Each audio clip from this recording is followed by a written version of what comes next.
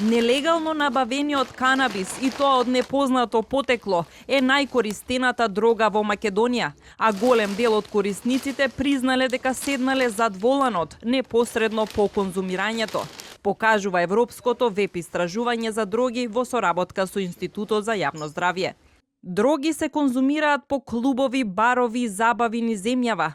Токму желбата за бурен, ноќен живот и потребата од дополнителен стимул да се биде друштвен во опкружувањето ги распространиле кокаинот и екстазите, истакнале голем дел од испитаниците во истражувањето.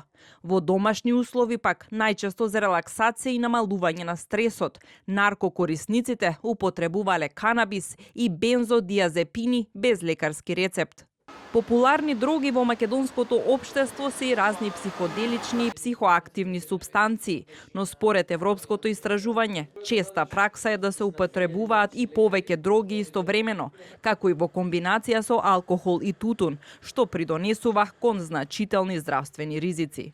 Институтот за јавно здравје потенцира дека потребата за дрога во македонското општество се должи на големи притисоци кои ги создаваат нашите социоекономски услови, како и животниот стил. Сепак, недоволен број на наркозависници бараат помош и медицински третман, плашејќи се од стигма, но и правни последици.